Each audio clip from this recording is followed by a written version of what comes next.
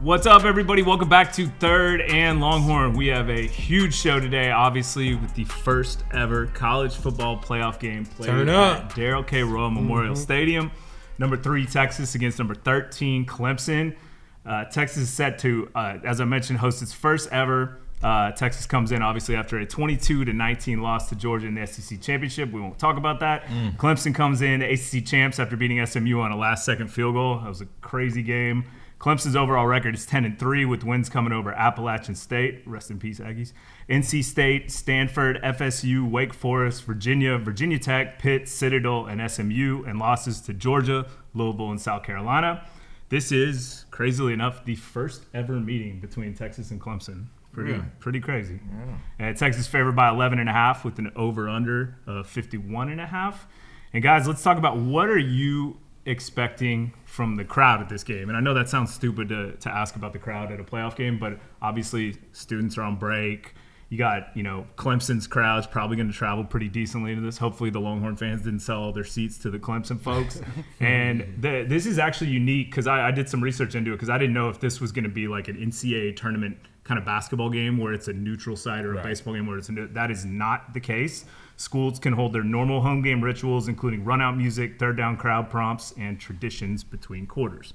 So what are you guys expecting from this atmosphere for this game? Man, probably those drones. I'm looking. The drone show? No. It's a tough topic right now. No, but I'll tell you what, man. This is going to be awesome for DKR being hosting the first playoff game here. It's going to be a lot of orange, obviously, especially with Clemson coming in. They will have a few tickets in there, but a lot of people are going to be rooting for the hometown kid. And it'll be exciting for him to come back to Austin. He hadn't been back since he left from Westlake, but our Longhorn fans are going to be up to the task. It's going to be really, really cool. I'm sure every seat's going to be filled, so it'll be 100,000 plus screaming. Ready for us to go to next level by handling this game because it's the only one we're going to get at home. I don't know. Did you all pay attention to the temperatures of all the playoff games? It's hilarious, man. It's like 20-something degrees over 30 at every game, and the Texas game's supposed to be 70 degrees. Man, don't know why you live in Austin, Texas over all those other places. Can't figure it out. Right. But let's get right into it. Obviously, we got a lot to break down this game. I think we've got possibly the most dynamic offense we've played this year. That's arguable, but I do think it is. So let's get into that to the actual matchups of the game. I think the Clemson defense is solid too. You've got another team that I think that it reminds me a little bit of A&M on defense, but who knows? And so let's get right into Texas offense versus the Clemson defense. Clemson's defense is allowing 363 yards a game, 23 points a game. They allow 224 yards passing a game and 39 yards rushing per game. What are you guys expecting to see in this game? Have y'all really watched Clemson throughout the year? I watched every single game. There we go. They've gotten better. Yeah, they've gotten better week in and week out. Most people only tuned into game one. They could only get better after that game one, though. Well, go back and watch that game. The first half of that game, you can't tell me you wasn't, surprised with Clemson, right? They played a tough fought 30 minutes of football that game. And then, they went into halftime and came back out and wished they would stayed in at halftime. But, that's just the truth, right? Yeah. And then you go back and watch them week in and week out from that point, and they were super competitive, even in the ones that they lost, right? I remember watching the Virginia Tech game specifically, and I was like, boy, if they can just get a stop. Right, they kept inching closer, and then Virginia Tech would pull away. They inch closer, Virginia Tech bust a run. They inch closer, they get a penalty. It was like that.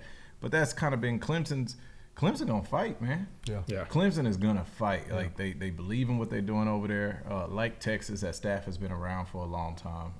They drink their Kool-Aid over there, and they do things, and they do it the Clemson way. I think Dabo has not been the biggest fan of the portal, and I think he just got his first portal play like last week. Did he really? From the skill position. So he's in the portal. Yeah. Reluctant. but no, you look at Clemson and it's easy to look at 11.5 as a favorite and write them off. But if you haven't watched this team, they've gotten better and better and better. Now, that being said, I haven't watched a game a competitive game where I felt like they couldn't lose it too. Mm-hmm. You know, you go back and watch a Pittsburgh game. I thought they had that game all but lost. Yeah. Then Cade breaks out his best, his young at performance and goes 54-55 and rushing it in with like 8 seconds left or something like that and wins the game. That offense moves as Cade moves. Yeah. He does so much on every single play that you're almost like, there's no way this is sustainable. And you look up in the ACC champs, but I do believe that we'll be able to contain him. I think he's going to have his moments. He's going to make his plays. But in a 60-minute game, 4-quarter game of football, I don't think Clemson has enough on offense to consistently be competitive against our defense. Yeah. Now, their skill position players have gotten better throughout the year as well. Like, as an offense, they have gotten better. I forget the big running back they got back there. Mafah. We'll get to their offense. Okay. I'm sorry. He got to preview the whole game. Y'all know I'm like, you on point, though. You watch a lot of ball. I'm sorry. All I'm saying, all right, my initial thought is if Texas comes to play from the first snap, this could get ugly. If Clemson hangs around, they will hang around. Yeah. And that's just like point blank, that's how I feel about the game. I think I go into kind of what we talked about a little bit from a recap of the SEC championship game and the struggles that this Texas offense has faced. Whenever Texas has not successfully run the ball, they've struggled mightily. Whenever Texas has not been able to protect Quinn, they've struggled mightily. And then obviously the health, right? Kelvin Banks' status, he's not going to be 100%. We already know that. Ain't nobody playing 100%. But Kelvin Banks ain't going to be 100%. Quinn Ewers probably still not 100%. Isaiah Bond probably not 100%. But having that additional week to prepare, getting an opportunity to get some additional rest, get some treatment, I think those guys will be in a much better place than whenever we saw them play a week ago or 2 weeks ago in the SEC championship game. So I think Quinn, Isaiah Bond will be better, and then obviously I think we'll see Kelvin Banks on the field. The key is controlling that line of scrimmage, right? The D-line and more so the interior defensive line of Clemson is what helps set the tone for those linebackers to do what the linebackers do very well. And they run to the football, they get after the quarterback, and they fly around. They have a really good linebacking core between Bear Carter, between Woodaz, and between the young freshman Sammy Brown. Yep. Like, those three guys play very well off of each other. But the interior defensive line is where they're able to create the opportunities for those linebackers to do well. TJ Parker, their leading sack getter, their TFL getter, he's going to have a big game. Yeah. He has to have a big game in order for Clemson to have that success.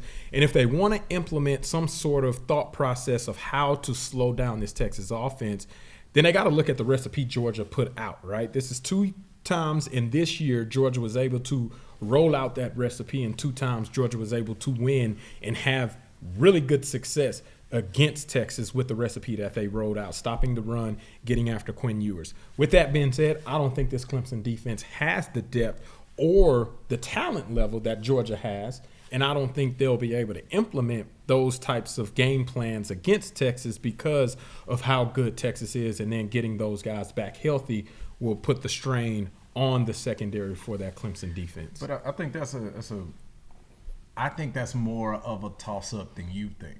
Because the interior defense is solid. Yeah, absolutely. I think that it's going to be a test of the wheels in that run game. Absolutely. And then when you think about our superior skill on the outside, I say, man, AJ Terrell, brother, out there balling. He balling.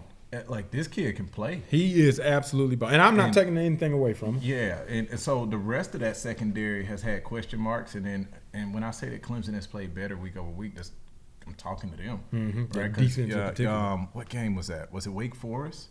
The first quarter of that game at Wake Forest, Wake looked like they was going to put up 500 yards of offense easily. And then, as the game went on, Clemson came out and they got better, they settled in. And that's kind of been their story. But from a skill standpoint and just a talent standpoint, I agree 100% with Fozzie. But I tell you, man, it's something over there that they believe. Right. They believe.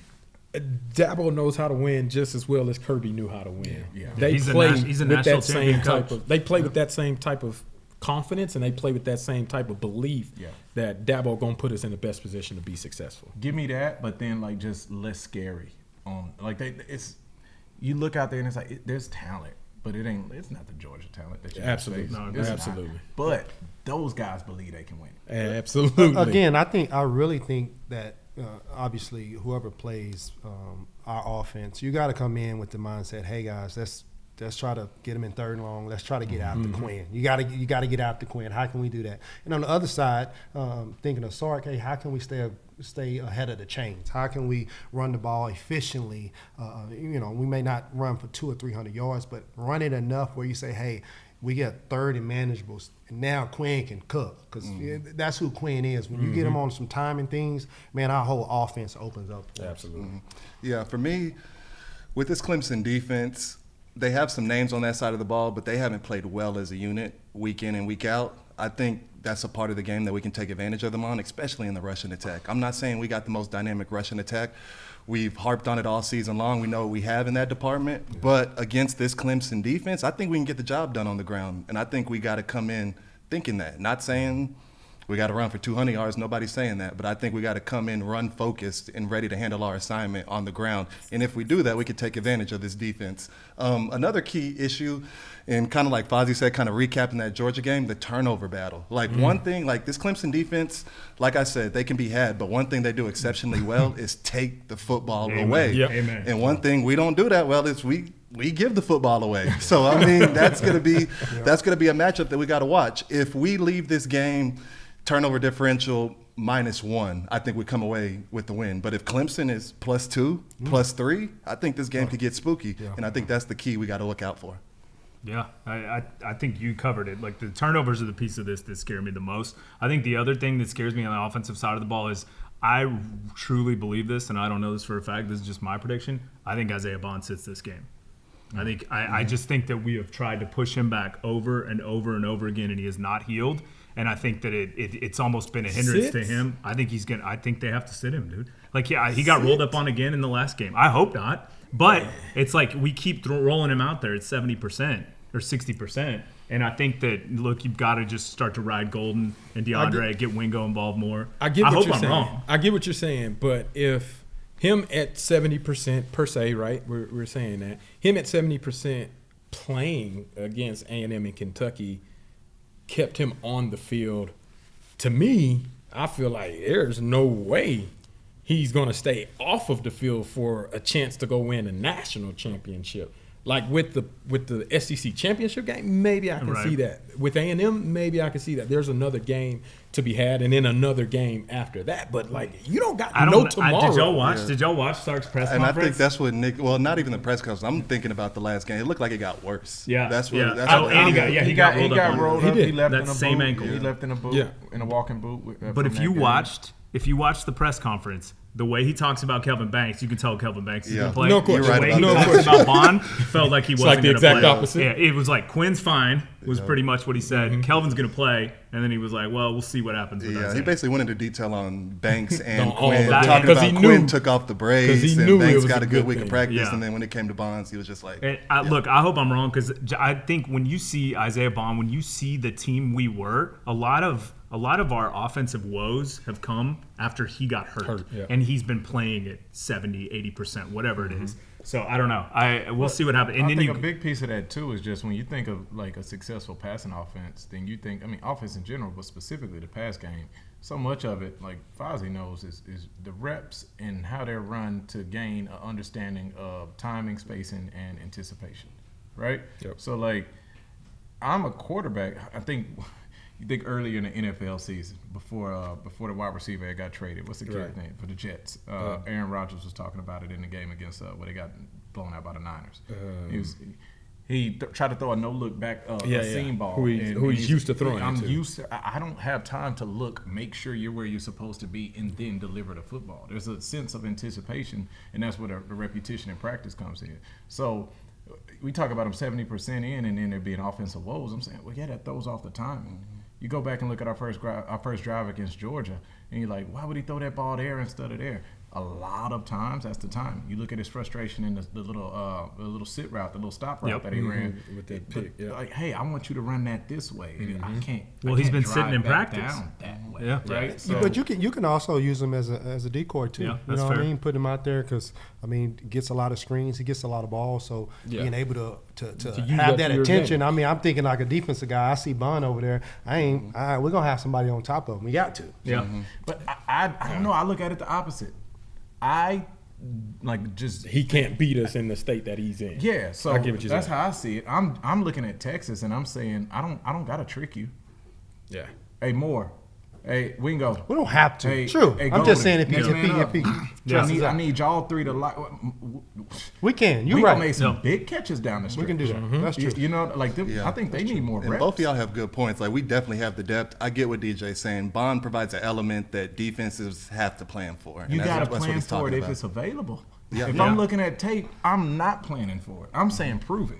Yeah, we Prove keep you rolling gonna him throw out that there, one. and he's All not right. been healthy. Prove you're gonna throw that one because the boy ain't had it in a month. So Well, we got gotta head to our first commercial break. But before we do, will say before we wrap the offense, we do need to talk about. I do think a big piece of what caused our offense to struggle last week or the week before was having to have Gunnar Helm in more protection and not having him available for Quinn to be his outlet. And I think that's going to be a key piece to this game is getting Gunnar back involved in that and figuring out our protections. Yeah, Gunnar for this line. definitely needs to get more involved. He is a big part of the offense. Yeah. All right, we're going to take our first commercial break, but when we come back, we will be previewing the Texas defense against the Clemson offense. Well, folks, you may have been wondering what these jackets that Fozzie and I are wearing are, as well as what DJ has right here. And today's episode is brought to you by our good friends at Backer, spelled BCKR. And if you have not checked out this stuff, man, this is the highest end stuff. I think you guys will agree. We spent like 30 minutes trying this stuff on and having to debate which one we were going to take home. So I took home the warm one. And DJ took home the cool one, this one. Oh, yeah. and Fozzie took home the dry one. And so, It has the glasses cleaner. yeah, seriously, it's got glasses cleaner in here. The features on this thing, it's got a place to put your keys in here, and this is the highest quality for real. Like, and I'm not just saying that. I think we'll all back that up. Like, we've been looking for that high end piece. I always want something warmer that I can wear, like to go to the basketball games in January or February when it's 45 out here. But I will say I have been pretty warm on this broadcast so far. But it's been pretty incredible. And so our good friends over at Backer are going to provide everyone out there with free shipping. And I mean, this is a great thing for your Longhorn friends. And if you enter the code 3L free ship, you will get free shipping at checkout. Go look into it, bckr.com. We'll put the URL down here for you guys to check out. And we will, we'll be back with the episode. But props to our friends at Backer again. Yeah, stay cool, dry, and warm. Christmas gift. Welcome back to Third and Longhorn. We are previewing the college football playoff game between Texas and Clemson. And now we're going to get into, I think, probably what could be the most intriguing matchup. That's my opinion. I think this Clemson offense against the Texas defense. I think we've got a high-powered offense coming in here. Arguably, in my opinion, the best quarterback we've played all year. I think overall he is. And I'm very interested to see what happens. So I want to hear Oak's thoughts on this. Yeah, I think you hit it right on the head. Probably the best offense we face, the best passing attack specifically we face, and probably the best QB we face. Make no mistake, the engine behind this thing is Cade Klubnik. I think he's a dynamic passer, can get the job done with his legs as well. I like their weapons on the outside too, like this receiving unit. When you keep looking at this offense, you're like, yes, this is the best offense we face. And when you look at those receivers, it's a young core, but a dynamic core. It starts with Antonio Williams, the true sophomore, got 10 touchdowns on the season, almost 1,000 yards. Then you got Bryant Wesco, their big play guy, their dynamic guy, the guy that stretches the field, young freshman. And then you got another freshman, TJ Moore, got about 500 yards, 4 touchdowns. So they got playmakers all over the field. And don't forget about this tight end. I do not know his name. I don't want to butcher it. I know it starts with a B. Brenningstool. Brenningstool. Okay, he's a weapon as well, so make sure you circle him. But to me, this offense gets going off timing. Like, that's where Cade is at his best, when his timing is on point and when his rhythm is on point. So for this defense, specifically from the defensive line, how do we throw off that timing? To me, it comes from pressure right up the middle, and that's what we do well. Between Vernon Broughton, between Alfred Collins, those guys up the middle, they're going to get pressure right in Cade Klubnik's face, and I think that's how you throw off timing. Also, get your hands up, block bat passes down. Klubnik, 6'2", maybe $180, $190 soaking wet. Like, I mean, get hits on them, and bat down passes. These are all ways to throw off the timing and to disrupt this offense. Last but not least, the rushing attack. Mafah, big dude, 230 back there. When he gets going downhill, he gets rumbling and stumbling. Him as an individual talent, I'm impressed with, but I'm not impressed with the rushing attack as a whole. I don't think it's going to present us with too many problems up front as long as we address it from the first down of the game. Make sure we're playing the run the right way, shut the door on it, and I think Mafah will be a non-factor. Oak is exactly right. I'm not. Is George good? He had a really, really good year, but man, I don't think he has the speed for what this Texas defense is going to present to him on Saturday. Most of his runs, or most of his, he had a pretty good little rushing attack this year. It's all between the tackles. And I'll tell you what, man, we got some really, really good tackles. We got a good middle linebacker. We got a couple other linebackers. We got a safety that's an eraser that can come down and hit you. Both safeties, by the way. I can't just name one. Our defense they haven't seen this kind of speed and strength that we're going to give them. I'm back to Jay Hill's point at the beginning when he said Cade does a lot. He does a lot for this offense, and I'm not buying it. I just don't see him having that much success in this game. He had a great year, great job. He's coming back. He's an Austin kid. He's coming back. But it's not going to be a good look for him. He's not going to beat Quinn this time. He beat him in high school or whatnot. But this time it's going to be a little bit different, man. He has top 3 defense that he has to play against at home. We can get pressure on him. We can and think about Cade. When his timing is right, that is so true. But he is very comfortable in pulling that ball down and running with the ball. Yeah. So if we can keep him in the well, if we can have a spy on him, if we can make sure Trey Moore and Colin Simmons make sure they have good rush integrity, when they're rushing lanes, make sure they contain this quarterback. It can be a long day for Cade. But, again, if Cade gets going and this offense gets going, it's going to help them down the road to make this game close. And when you keep the game close, anybody can win. But I'm rooting for us that we're gonna handle early and often against Cade. And real quick, just piggybacking off that point before I pass it to the offensive guys. With his legs, we can't give him nothing cheap on the ground. Do not give him anything. Looking back at the Georgia game, that one run in overtime in the red zone, I think everybody knew it was a QB draw except the guys we had on the field. So I hope we learn from those mistakes. I hope we got empty checks in this game. I hope whenever it's a drop back pass, I hope we always got wrappers. Yeah. I hope there's a guy coming around wrapping to make sure that we can pick up the mobile quarterback. Mm-hmm. Cade Klubnik reminds me a lot of Bo Nix in terms of getting the ball out of his hands, what he can do with his legs, all that type of stuff. We got to hit this dude at the end of the day. We got to hit him, and we got the rushes to do that. Yeah. I think the rushing attack by Clemson also, you all mentioned that Phil Mafah is what he is. He's hurt. He's banged up. He is extremely hurt. Got to have surgery at the end of the season on his shoulder, let alone it being a shoulder injury, knowing how physical this Texas defense is. How long can he last or sustain against a defense like this? Now you go to their second leading rusher, which AO just talked about. Cade Klubnik is their second leading rusher. He got a little under 450 yards on the ground, but he does have 7 rushing touchdowns. So being mindful of the quarterback draw, also whenever the play does break down or if he needs to escape out of the pocket, his first mindset is going to be extend the play and then go get a field to go gain yardage. So having that defensive spy, having the loopers, the wrappers, all of those in place is going to be critical. But then Jay Haynes, their second leading rusher from the running back room, tore his ACL in the ACC championship game. And so the kick returner too. Yeah. Kick returners out as well. Their next running back that has like true experience is a true freshman. And then they also have another running back. They have maybe 35 carries combined on the season. So after Phil Mafah, Inexperience rears its head in a multitude of ways at the running back position. That not only affects the run game, but you start talking about blitz protection and how to be able to protect a guy like Cade Klubnik if he has the time to do that. These young running backs or young inexperienced running backs, they haven't had to do it for 4 quarters. So that can be something to keep a lookout for. If Phil Mafah's not in the game, does this Texas defense dial up some exotic pressures to be able to get Cade Klubnik down or put them in backed up situations, and that's something that Texas, I think, will be able to take advantage of whenever you come into the third and the fourth quarter where Clemson typically struggles. Yeah, and I think this is important. Sorry to interrupt, but backing up what you said. So after Mafah had 6 straight 100-yard rushing games in the first, or he had 6 of the first 9 games, he had 100 yards. He's not had over 66 yards in any of the last 4 games. He had 17 against Pitt and 28 against SMU. And not having Jay Haynes, too, is a big deal. Yeah.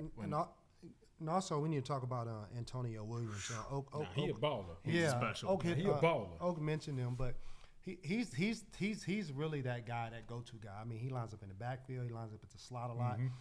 He has good yak yardage. Like when he gets the ball, he can get upfield and make some things happen. And you just gotta know where he is. I mean, when he's in the backfield, I mean, you can do any kind of misdirections, things with him, screens or whatnot. He kind of is that mismatch guy that really makes this offense dynamic, and you kind of have to know where he is. But again, it comes back to Cade and what Cade's going to do with the football. If it's running the ball, I mean, design run, especially when you get closer to the red zone. We've had some problems with that with quarterback draws. I mean, he's probably looking his chops. But again, when we know quarterbacks are going to run, like we didn't know a couple weeks ago, we didn't know about this guy.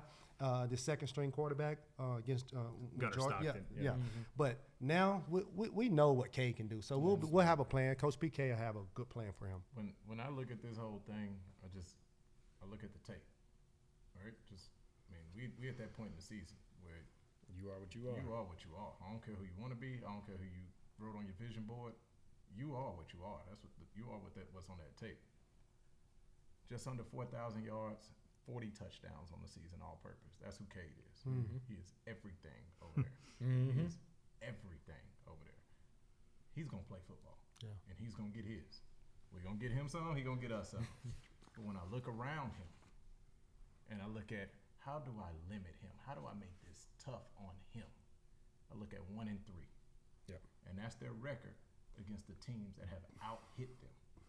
They are 1-3. Should be 1-4. SMU went down crazy early in the beginning of that game. Was down 14 to start the game.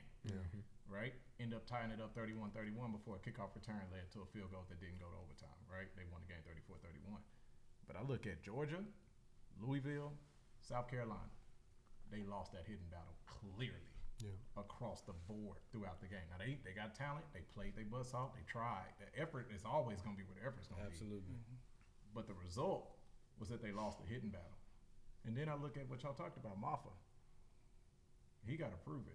Because as of lately, with his injury, he's been unable to prove it. Numbers are good, but he's a different And then back. I acknowledge Antonio Williams is a baller. And I'm looking at Mr. Thorpe. You know what I'm saying? Hey, they saying he a baller. Erase that. Mr. Thorpe. Second highest graded PFF Thorpe Award winner in the last 15 years. Mr. Thorpe. Ooh. They're saying that guy's a baller. We don't need him to ball. You get rid of Phil Mafah. You limit Antonio Williams. You win the physicality battle. And I'm looking at Cade. What you got? What you got today? 40 tutties. 40 tutties on the season, all purpose. Right under 4,000 yards, all purpose.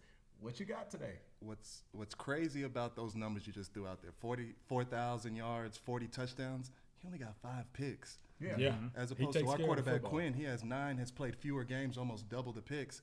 Cade does not turn the ball over. So it's going to be interesting for our defense, a defense that's elite at attacking the football, punching the football out, creating turnovers. Are we going to be able to get us a couple against this Clemson offense? That's going to be a major storyline that I'll be watching for. And one thing about him, though, and I respect his game in this regard, is that early on in his college career, he would try to force stuff. And it now seems like a maturity has set in where he will extend and try to make these plays, but he's not afraid to punt the football. Yeah. Right? And that's where we have to make him regret punting that football. Yeah. He's not afraid. Like, you've seen it. He'll scramble around, nothing, scramble for 4, go out of bounds. Yep.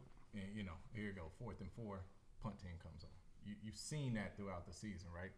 He has a maturity in his game. Now, I can't praise this kid enough. He can play football. This will be the best quarterback we played all year. Yeah, but that don't. We got to take away everything else, and they have the ability to do so. Yeah.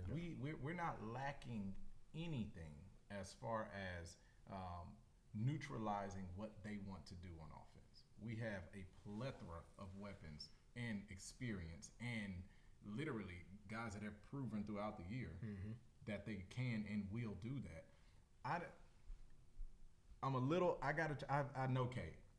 I know what his work ethic looks like in the offseason. I know how the boy is fast. I know it, but I know Ant too. He ain't faster than Ant. This is just me just calling. If I say y'all two line it down and race, Ant's going to win. Well, and Cade has been known to take sacks. He's taken 20 sacks this year, which is just under 2 sacks a game. So you can get to him. Yeah. And he does a great job of extending the play, but a lot of times that'll end up in a sack. We need to be going for that ball. Back to. And that's a really good point, Nick. I want us to make him feel like he has to make the play. Yeah. Yep. I want him to extend those plays. That's gonna happen because that's gonna happen. Athletes that, hey, brother, There's a good chance that by you can extending that play, it don't turn into like a 25-yard. The longer you hold on to that football, the worse it's gonna get for you against our defense. Yeah. Real quick, I kind of want to go back to Fozzie's point about the backs being out. Is it confirmed that Mafah's going to be out? Has he been rolled out? No. He's going to play. Oh, he's going to play. He's just not nearly. He's just not effective. Okay. His shoulders back. He had his first 6 or 9 games in the beginning of the season were 100 yards or more on the ground. Right. And the last 3, what was it, 17? Yeah. He's just not as effective. Got you. I was going to say if he was out, that completely changes the game. I think with him being in and playing, I think it benefits Cade by if you watch the tape, Cade loves to dump it off to his backs when there's nothing there. So I think that's how he'll benefit the most from Mafah playing. Well, and his other his safety blanket, much like Quinn goes the gunner, Jake Brenningstool is that dude. He is this is a very, very good tight end. Yeah, he's up there with Vanderbilt's tight end. I can't remember his name. Stowers. Yeah. And so that's a big difference. I think the key stat I want to throw out when I was digging around in my dweeby stat dwelling was that when you look at, obviously Texas has had its struggles in the third quarter. That's been our Achilles heel. But we're plus 91 in the first quarter, plus 103 in the second, plus 31 in the third, and plus 53 in the fourth. So we're always on the right side of it. Listen to Clemson's. First quarter, plus 115. Second quarter, plus 52. Third quarter, plus 59. Fourth quarter, minus 54. They get obliterated in the fourth quarter. And this is a team where I think when you see a stat like that, it makes your head go directly to depth, right? They've got studs on the front line. But once you get deeper in these games and things start to get a little tough, that's when this 2-3 deep of Texas, I think, should take over in this game. That's a great stat. That's going to let you know if they're going to hang around, which they could, right? They're a good team. Dabo's got a good thing going. But, man, if they get deep in this game and get late, it's odds in our favor, in other words. But, man, I'm not predicting it right now, but I don't know. Y'all close. It's gonna be closer with y'all the score wise. I don't think this one's. Well, we got to get to our next commercial break, but when we come back, we're gonna get into the special teams as well as game predictions and some other stuff. We'll be right back. Welcome back to Third and Longhorn. We are breaking down the college football playoff game between Texas and Clemson. As always, I forgot to introduce everybody. To my left, Jeremy Hills, Fozzie Whitaker, Derek Johnson, Alex Okafor. So thanks for everyone who's listening. They finally get your intros. Let's get straight into the special teams prediction on this one. A lot of people obviously remember the Clemson kicker. This kid, Nolan, spelled Hauser, pronounced Hooser. Came in, kicks I think it was a 56-yard field goal 56. To win the game. I mean, clutch. That kid's got some leg strength. And he had some room. Yeah, that thing he blasted that thing with the pressure on. He's 56 of 57 on extra points this year, 17 of 23 on field goals, 74%, and the long of 56, as we mentioned, and 107 points. We all know what's been going on with Burt. It's been a lot of the talk. I think everybody's already passed him over. They've said that, we got to get 17 kickers in the transfer portal this I don't think that's right yet. I think I do think Burt has it. We've just got to kind of keep him off that right hash, or else I hope he got a lot of right hash work this past game or this past week. We're going to need him. We're definitely going to need him for this run. And look, he's 55 on extra points, 14 to 21 on field goals, so 67%. And a long of 49, he has 97 points this year. And, I think he's going to have a big game. We're going to need Burt in this playoff run. So, let's stop with the transfer portal talk and get behind our kid for now.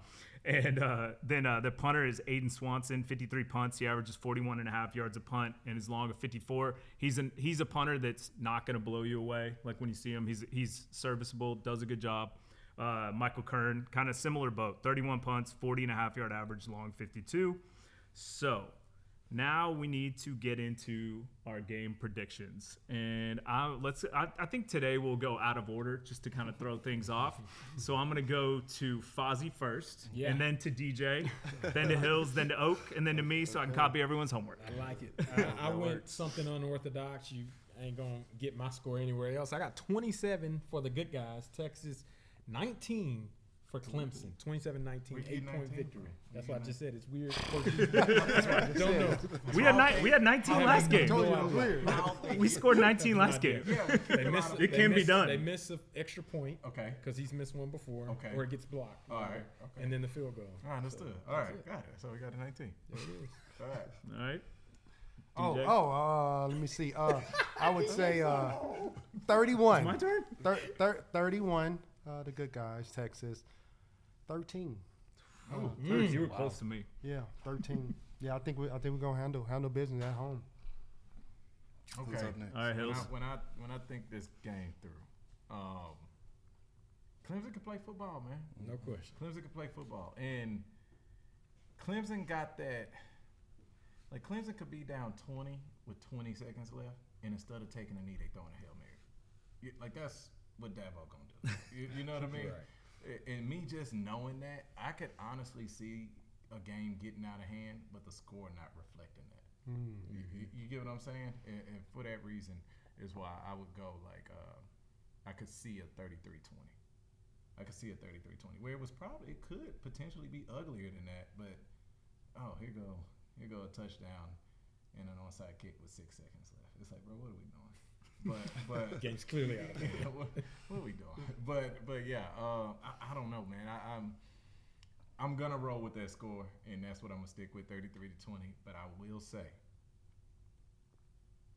Cade can play football, man. He's a gamer. I can't stress that enough. Like this kid can play football.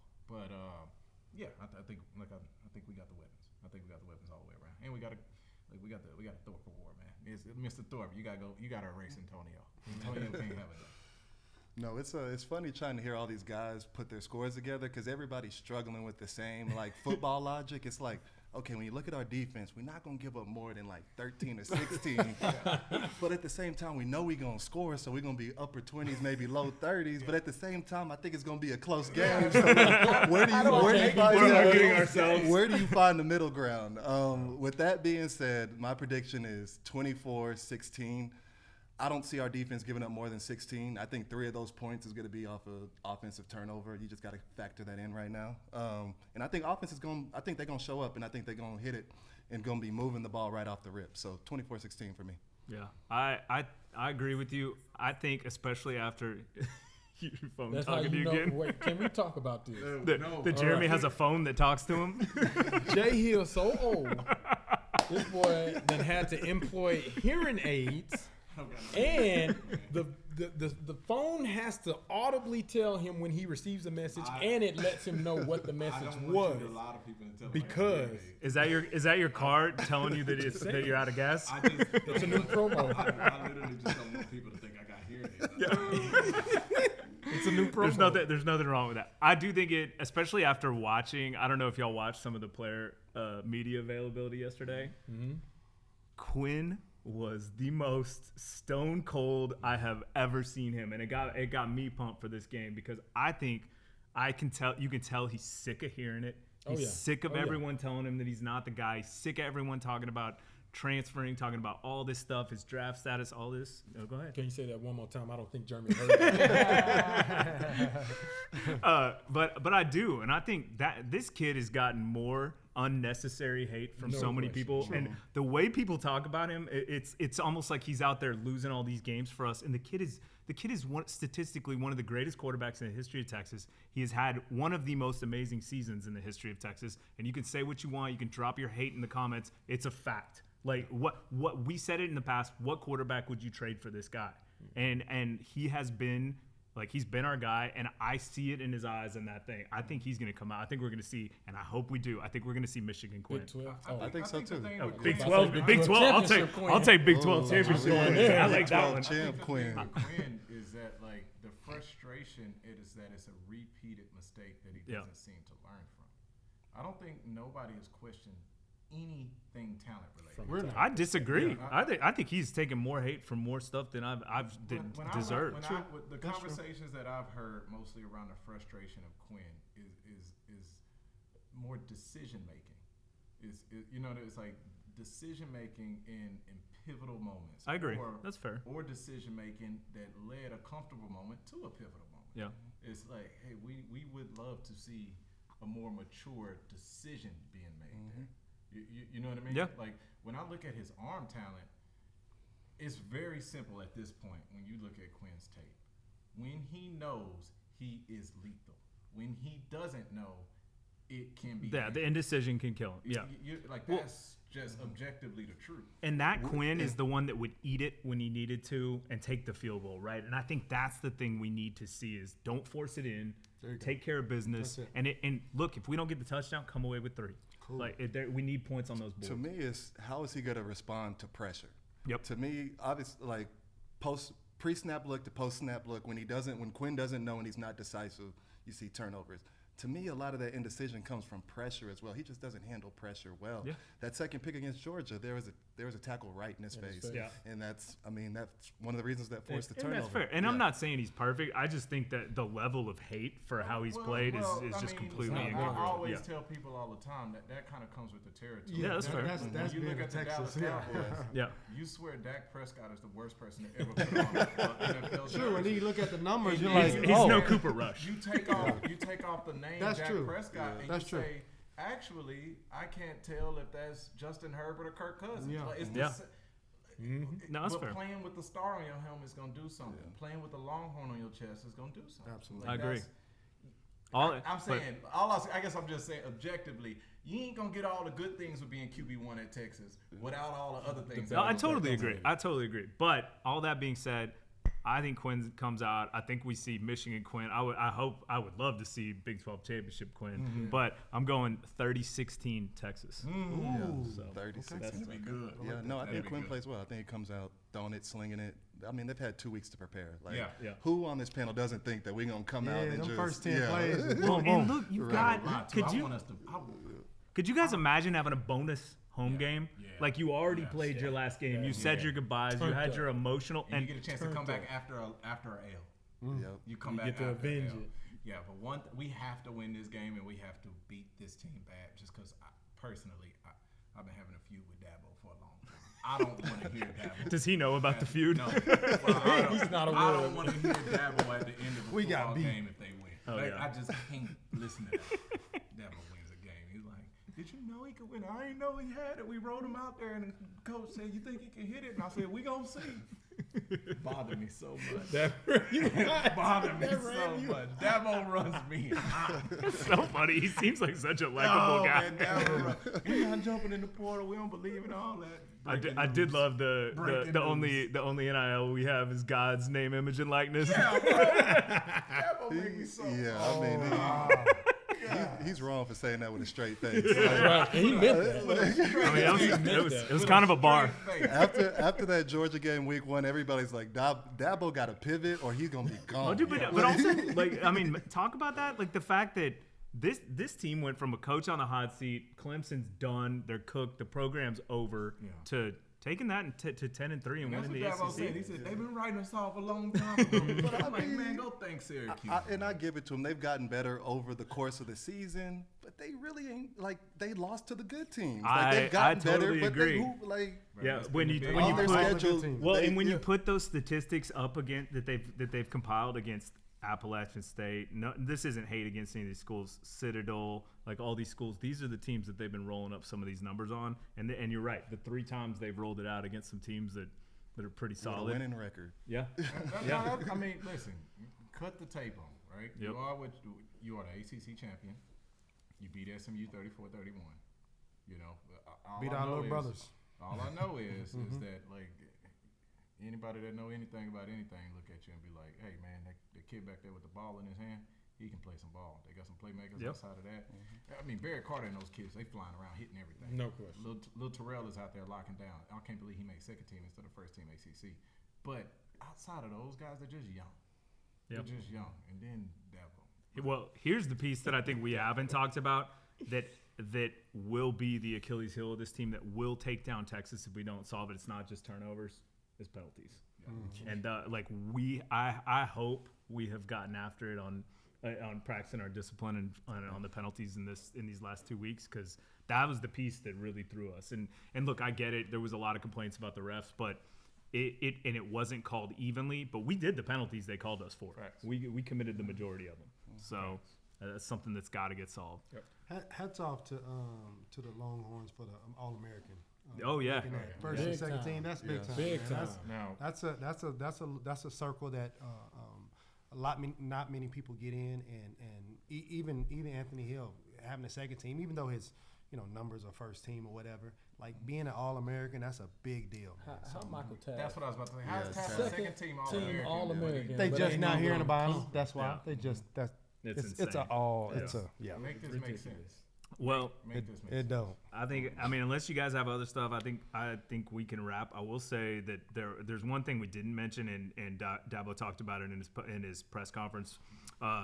Cade did have a huge bandage over his left hand. He definitely hurt, and then Dabo said, I guess he's got a bruise or something. So there's definitely an injury there to watch. Granted, and he is quoted as saying if he's got to throw left-handed, we'll be in trouble. So he's not gonna be doing that. But that's one of those Dabo jokes. Yeah. It's not a dad joke. It's a dab joke. Got to give a shout out to the national award winners. You already talked about Mr. Thorpe. Kelvin Banks coming home with 2 awards as well. Yeah, so got to give them their flowers also. Best interior back-to-back. That's Big crazy. Sweat, not Kelvin. Man. And last thing I'll say is shout out to Tia Savea and Justice Finley. I know they're going into the portal, but they're sticking with their guys throughout this playoff process. Yeah. And I think that speaks volumes about the brotherhood and the character of this program. It's funny you said speaks volume to those guys whenever Jay Hills. Is that a hearing aid joke? Bring us home, Nick. All right. Nick. We will be back after the playoff game with our post-game show. Thanks, everybody, for tuning in. Shout-outs to Backer for these awesome jackets.